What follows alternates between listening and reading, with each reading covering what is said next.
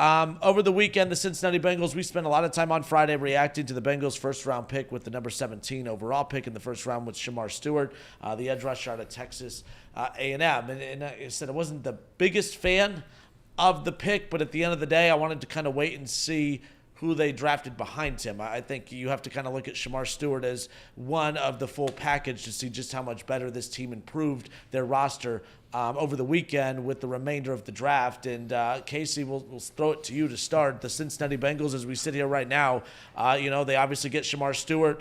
They get Demetrius Knight, the linebacker out of South Carolina. They obviously had Barrett Carter, another linebacker out of Clemson later on in the draft. How do you, with just who they drafted, we'll get to the undrafted free agents more in a moment, but how much better did they improve their roster over the weekend? Did they do the job that you were hoping that they would do when it's all said and done? That I hope they would have done, not exactly. I mean, I'm not super negative on this draft class as a lot of people are. I think I can see the vision of what they're trying to accomplish. I do think that a lot of the picks on day 2, so that's the second and third round, were reaches. I like both guys, though. I like Demetrius Knight. I think he was a third-round pick in my mind, in my evaluation of the guy. Dylan Fairchild, same thing, a fourth-round pick.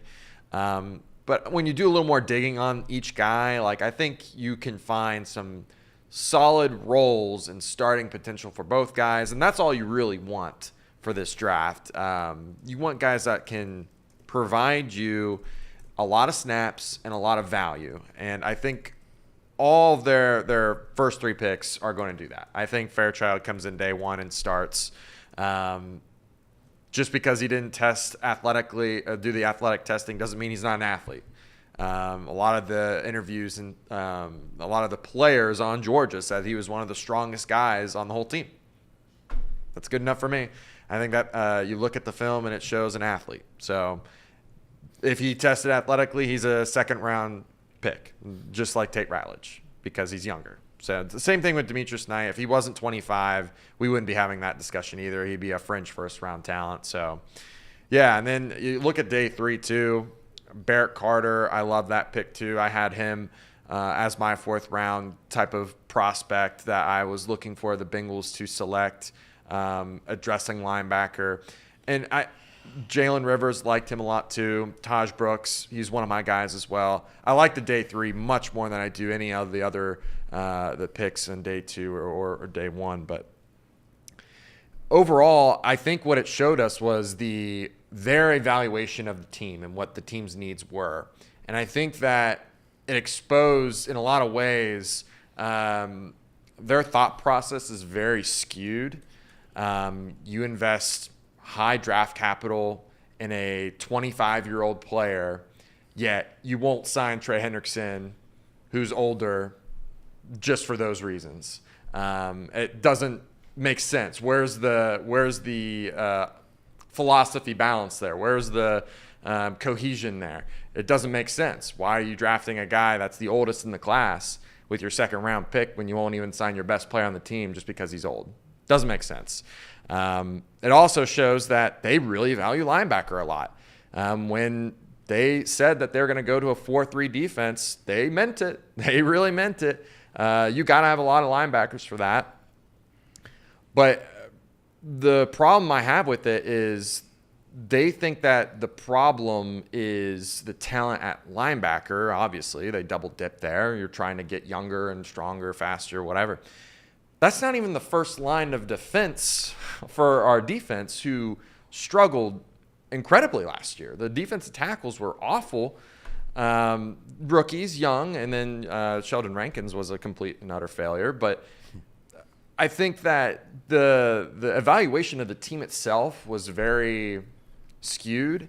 I know Jacob has a pretty good take on the idea of the of just the talent acquisition, how much you actually go and supplant after last season, investing so much in defensive tackle. But to me, I just feel like their evaluation of themselves is just not good enough. It's not correct. It's not where it should be. And overall, I give the draft, the process of it, a C. I like all the guys. They selected, to be honest with you. I can convince myself that Shemar can turn out to be a phenomenal player on this team. But it's a lot of unnecessary risks that they had to take because either A, they don't like character concerns, or B, they didn't do enough in free agency to address linebacker or guard. And here we are, and it's one of the worst rated draft classes amongst national pundits. And I kind of agree. I think it was a bang average draft. I like a lot of the guys. I think there's a lot of starters there. But I think you could have gotten better starters, and I think that they could have done a better job. So that's where it's kind of a tough balancing act there for the Bengals and the fandom here. Jacob, I know that I don't want to steal your take. Your thunder on I this, got you. I think it's great. I was a little bit higher, I think, just a little bit higher on this draft class than a lot of other people, and I think it's because over the last 48 hours, I spent a lot of time on Shemar Stewart trying to talk myself into that pick, and this draft class changes so drastically if he gets even close to his ceiling that I think right now, sitting a day after the draft, when we don't know if these players are good or not, why as Bengals fans would we willingly mark him significantly below that? Right. As a career player, that's right? Fair, yeah. So as this is purely projection and no one knows, that's the most fun part about draft grades is no one has any idea how these guys are going to work out. So you're just making guesses, and funny enough, when you say, analysts have us ranked towards the end of the NFL teams, when analysts rank draft classes, they very rarely rank team fit or how much of an instant impact guys are going to make. More often than not, an A is player or teams that drafted closest to their individual draft board, and an F are the teams that deviated from Mel Kiper's draft board or whoever it is, Todd McShay's draft board, because they think they know best. So if we don't believe, in the Bengals coaches to draft their guys, which is clearly what they did. Dan Pitcher said they went to Georgia's Pro Day to work out Dylan Fairchild, not Tate Ratledge as the number one prospect there. They said Al Golden was waiting on pins and needles for Demetrius Knight to fall to pick 49. If our coaching staff gets our guys, and we as a fan base think it's a D or an F draft, we need new coaches because we don't trust them to run their system. And I think something that's really important to recognize when we look at, when we had the most confidence here in Cincinnati in our defense, it was 2021 when this team went to the Super Bowl. And usually what we circle for that team is, we had an all-pro safety covering up a lot of the holes in that unit. And that's absolutely correct. Jesse Bates was phenomenal during that run. But it's also when we thought the linebackers were the second and third best players on that team. Right after that season, we extended Jermaine Pratt and Logan Wilson to big-time deals. If we can get elite linebacker play, which is what we had under Al Golden last time he was on this Bengals coaching staff, I think it can raise the floor of this defense a lot. And Casey mentioned there that everyone thought D-line was a major need and really scratching our head leaving the draft without an interior rusher. I talked about Walter Nolan in the first round. That tells you how much of a need I thought defensive line was. But I think something we might have all overlooked with this Bengals team is how many resources they spent on defensive line last year. They drafted Chris Jenkins early. They drafted McKinley Jackson on day 3. That's a lot of resources on that defensive line. They go spend the contract on B.J. Hill. They go add T.J. Slayton. I don't know if this is a team that's willing to dump a ton of resources into that defensive line. If you take alignment in the 3rd round, in the 4th round, you're basically punting on one of those two, Chris Jenkins or McKinley Jackson. And I don't think that's something the Cincinnati Bengals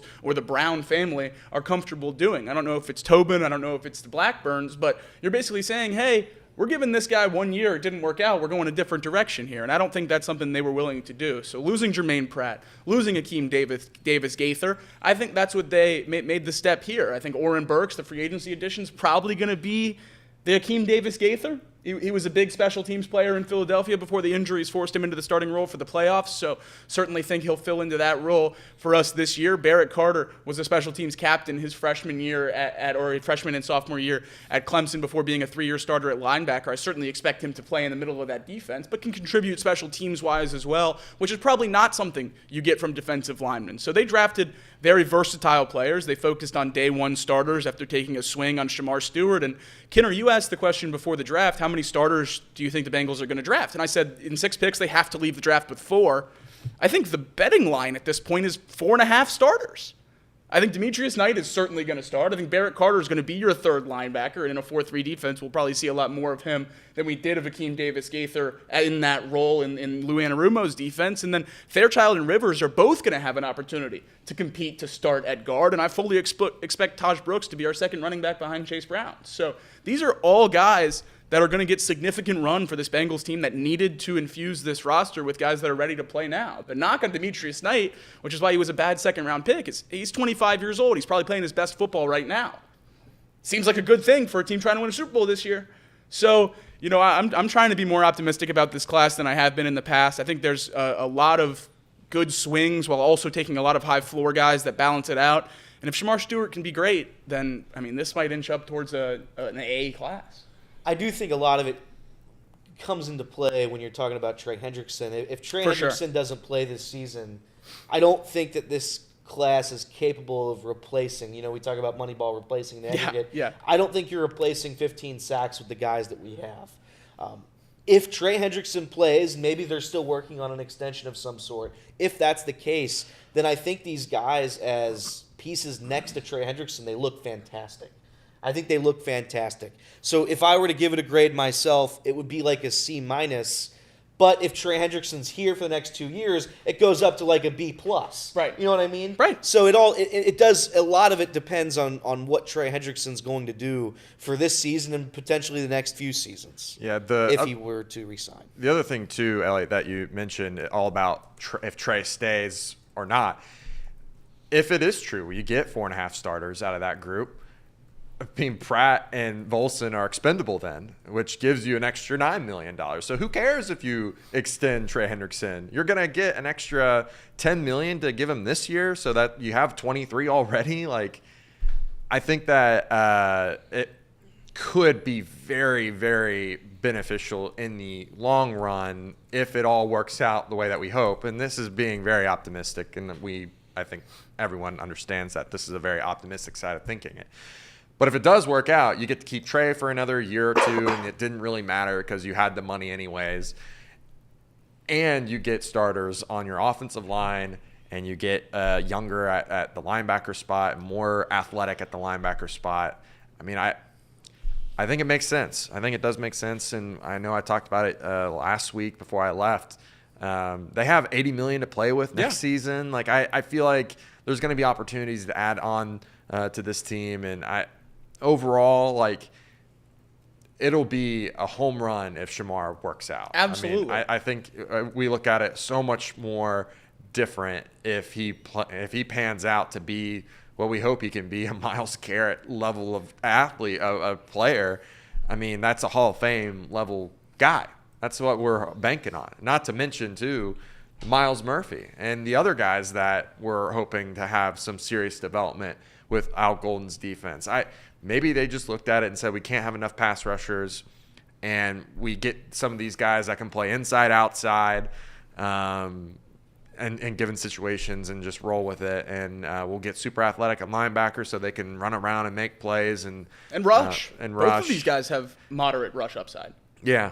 And I remember over the weekend I asked Joe Goodberry, a very prominent name in the Bengals sphere, what the defense will look like in a 4-3. Is it like a 4-3 under where, you got a guy that is considered a linebacker, but, plays standing up 2 feet, going to go rush the quarterback on a 50% of the time, and the other time he's dropping back. And I think that's what Demetrius Knight is, I believe, is someone that can basically play on the line and rush. And Barrett Carter's your more traditional linebacker, the guys that you think of like Logan Wilson. So if that's the way that they're going to go, and you got Shemar Stewart, you got Demetrius Knight, you added technically 2 pass rushers then in that sense. So I think that is the very optimistic outlook of this draft class, and I understand that. But if you can see the vision, then you can make it make sense. If they started going after players that you couldn't make it make sense, and we were questioning what they were doing, like the Browns drafting 2 quarterbacks, that's when it gets what are we doing? And there's your Casey Stray of the show. There's your one Casey Stray of the show. Doesn't bother me. He's not a Who they, he's a baby? Bengals fan.